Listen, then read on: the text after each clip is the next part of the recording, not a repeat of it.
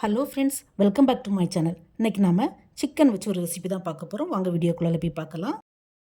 நம்ம சேனலில் first time பார்க்குற வியூஸ் ப்ளீஸ் சப்ஸ்கிரைப் பண்ணி வச்சுக்கோங்க. அப்போ தான் நான் போடுற வீடியோஸ் எல்லாமே மிஸ் ஆகாமல் உடனுடனே உங்களுக்கு நோட்டிஃபிகேஷனில் வரும். நம்ம இன்றைக்கி பதாமி தஹி சிக்கன் தான் பார்க்க போகிறோம். நான் அதுக்கு ஒரு 1/2 கிலோ போல் சிக்கன் எடுத்துருக்கிறேன். இதை நல்லா வாஷ் பண்ணி எடுத்துக்கலாம். வேறொரு சின்ன பவுலில் ஒரு 4-5 பதாம் எடுத்து அதை தண்ணியில் ஊற வச்சுக்கலாம். எப்பவும் போல் தக்காளி, வெங்காயம், சில்லி பவுடர், மல்லி பவுடர்னு சேர்த்து பண்ணாமல் இந்த மாதிரி கொஞ்சம் டிஃப்ரெண்ட்டாக பண்ணால் எல்லாருக்குமே பிடிக்கும். சிக்கனை இப்போ நல்லா வாஷ் பண்ணி எடுத்தாச்சு. இதில் கொஞ்சமாக மஞ்சள் தூள், கொஞ்சமாக மிளகுத்தூள், பெப்பர் பொடி, அது கூடவே கொஞ்சமாக தேவையான அளவு உப்பு, கொஞ்சம் லெமன் ஜூஸ், அதாவது ஒரு 1/4 பங்கு அளவுக்கு லெமன் பிழிஞ்சு விட்டாலே போதும். இதை அவ்வளோத்தையும் சேர்த்து நல்லா மிக்ஸ் பண்ணி விட்டுக்கலாம். இதை ஒரு 5 to 10 மினிட்ஸ் அப்படியே வச்சுருக்கலாம். கொஞ்சம் மேரினேட் ஆகட்டும். இப்போ ஒரு பிளெண்டர் அல்லது மிக்ஸி ஜார் எடுத்துக்கலாம். அதில் ஒரு கைப்பிடி அளவுக்கு புதினா, கொஞ்சமாக மல்லிக்கீரை, ஒரு 3 to 4 பச்சை மிளகு, காரம் உங்கள் தேவைக்கு தக்கன எடுத்துக்கோங்க.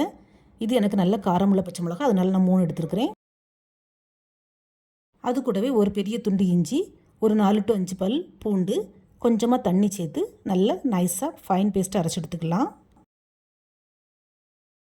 நாம் புதினா, மல்லிக்கீரை, அப்புறம் பச்சை மிளகா சேர்த்து அரைச்சிருக்கிறதுனால அரைச்சி முடிச்சதுக்கப்புறமா இந்த மாதிரி க்ரீனிஷ் கலரில் தான் இருக்கும். பச்சை மிளகா சேர்த்து பண்ணுறதுனால நமக்கு சிக்கன் கிரேவியும் இதே கலரில் தான் கிடைக்கும். நாம் அரைச்ச அந்த க்ரீன் மசாலாவில் பாதியை ஏற்கனவே மேரினேட் பண்ணி வச்சுருக்கிற சிக்கன் கூட சேர்த்து நல்லா மிக்ஸ் பண்ணி விட்டுக்கலாம்.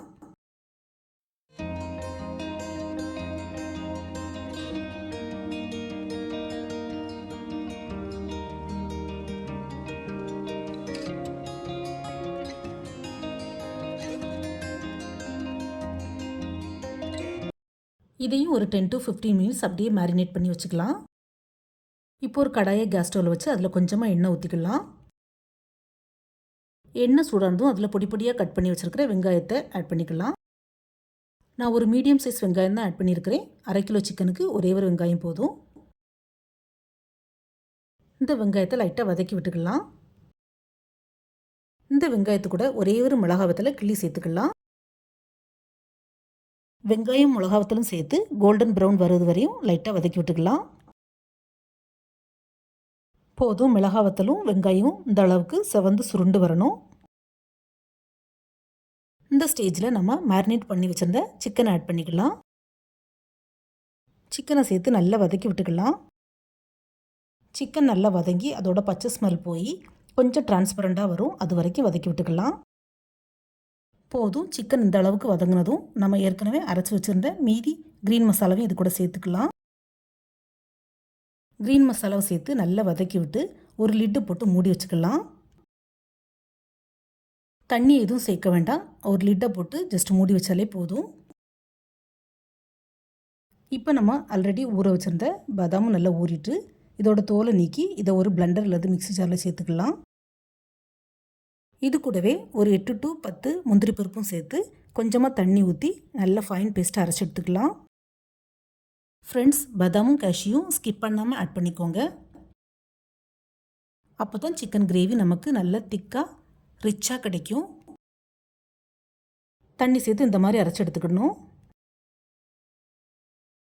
இப்போ நம்ம மூடி வச்ச சிக்கனை ஓப்பன் பண்ணி பார்க்கலாம். தண்ணி எதுவும் ஊற்றாமலே தண்ணி நிறைய ஊறி இருக்குது. சிக்கனும் நல்லாவே வெந்திருக்குது. இப்போ இது கூட நம்ம அரைச்சி வச்சுருந்த கேஷ்யூ பாதாம் பேஸ்ட்டை சேர்த்துக்கலாம். கேஷ்யூ பாதாம் பேஸ்ட்டை சேர்த்து நல்லா மிக்ஸ் பண்ணி விட்டுக்கலாம்.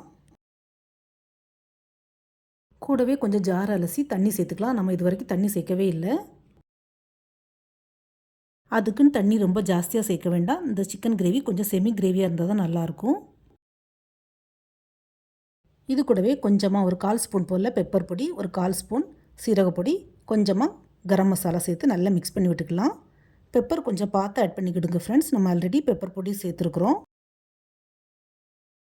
இந்த பவுடர்லாம் சேர்த்து நல்லா மிக்ஸ் பண்ணி விட்டுக்கலாம்.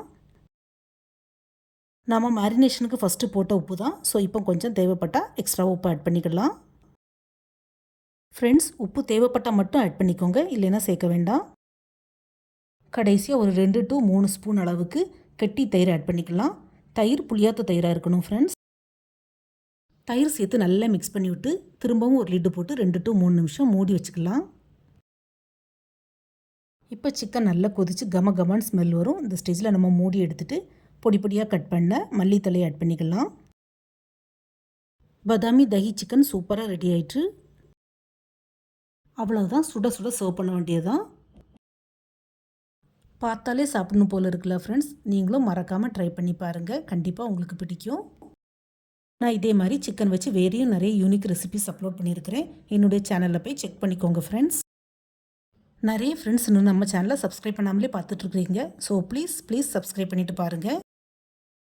இந்த க்ரீன் சிக்கன் ஒயிட் ரைஸுக்கு மட்டும் இல்லை, சப்பாத்தி, நான், பரோட்டா எல்லாத்துக்குமே செம சைட் டிஷ்ஷாக இருக்கும். நீங்களும் வீட்டில் மறக்காமல் ட்ரை பண்ணி பாருங்கள். எப்படி வந்ததுன்னு கமெண்ட் பண்ணுங்கள். இந்த வீடியோ பிடிச்சிருந்தா மறக்காமல் நம்ம சேனலை லைக், ஷேர் அண்ட் சப்ஸ்கிரைப் பண்ணுங்கள். தேங்க்ஸ் ஃபார் வாட்சிங். See you soon in the next video. Bye.